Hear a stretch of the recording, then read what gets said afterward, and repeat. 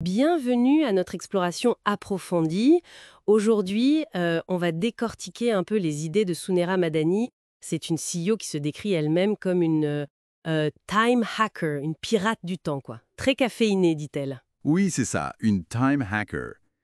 L'objectif pour nous, c'est de voir ce qu'on peut en tirer comme stratégie, hein, pour mieux gérer notre temps, oser se lancer et puis avoir un état d'esprit plus résilient. C'est important aujourd'hui. Carrément. Et pour commencer, il y a une idée forte chez elle, non? Ah oui, tout à fait. Elle insiste beaucoup sur la différence entre la liberté financière, ce qu'elle nomme freedom of dollar, et la vraie liberté selon elle, la maîtrise de son temps, la freedom of time. La liberté du temps. C'est ça. Pour elle, c'est notre bien le plus précieux en fait. Elle propose une approche pour passer d'une vie juste occupée, busy comme on dit, à une vie intentionnellement pleine, pleine de sens. Intentionally full with purpose. J'aime bien l'idée. Et concrètement, comment elle suggère de faire ça? Alors, elle parle des tâches à 1 000 $. C'est une image, bien sûr. Oui, j'imagine, celle qui rapporte le plus. Pas forcément en argent direct, mais en valeur. Valeurs stratégiques ou personnelles. C'est qui font vraiment avancer les choses. Et pour les identifier et s'y tenir, elle a une règle simple. Faire, déléguer, supprimer. Do, delegate, delete. Classique mais efficace, non? Et il faut savoir où on voit, j'imagine. Exactement, c'est fondamental.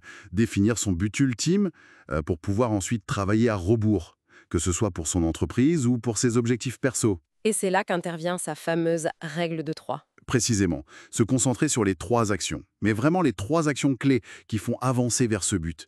Et tout le reste, apprendre à dire non, c'est aussi une compétence clé pour elle, savoir dire non. Savoir dire non, c'est essentiel quand on entreprend, surtout face aux obstacles qu'elle décrit pour les femmes. Elle cite des chiffres assez frappants, non? Oui, très. Ou à 3% du capital risque qui irait aux fondatrices, c'est énorme comme déséquilibre. Face à ça, elle donne des conseils très pratiques. J'ai noté, sortir de l'écran pour entrer dans la pièce. Oui, c'est ça. Bâtir son réseau activement, être présente physiquement, chercher des alliés aussi, et elle insiste, y compris des hommes. Et puis oser demander de l'aide, ce qui n'est pas toujours facile. Non, c'est clair. Et au-delà du pratique, il y a l'état d'esprit. Ah oui, le fameux do it anyway. Foncez quand même, malgré les doutes, le syndrome de l'imposteur, les critiques. Elle raconte avoir dû naviguer dans un boys club, un milieu très masculin. Elle a dû s'adapter. Oui, mais elle insiste sur le fait de ne pas se perdre, de rester authentique, c'est crucial. La confiance, l'authenticité, ça se construit petit à petit, c'est pas donné. Et sa vision du risque aussi, elle est intéressante, elle retourne un peu l'idée habituelle. Tout à fait.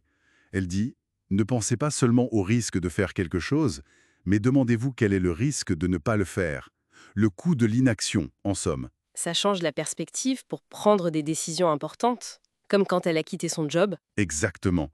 Ça aide à évaluer ce qu'on risque vraiment à ne pas essayer. Et cette audace, ça l'a menée loin, mais elle parle aussi des difficultés de la croissance. Passer du million au milliard. Ça doit pas être simple. Non. Elle dit que les processus, les équipes, la stratégie, tout doit évoluer, s'adapter. Et parfois, ça doit casser pour être reconstruit différemment. C'est censé casser, dit-elle. Waouh. Mais les valeurs, elles, doivent rester. C'est le socle. Pour elle, les valeurs fondamentales de l'entreprise, c'est ce qui reste stable, ce qui guide même quand tout le reste change.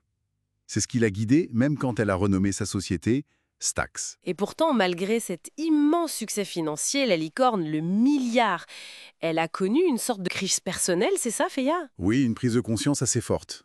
Elle raconte s'être sentie vidée, épuisée, sa santé déclinée. Le succès financier ne faisait pas tout, loin de là. Elle avait atteint le sommet, mais Mais elle n'était pas heureuse ou épanouie. c'est un peu ça. Ce qui l'a amené à faire quelque chose d'assez radical, Quitter son poste de CEO. au sommaire, Exactement. pour se recentrer sur sa santé, sa famille.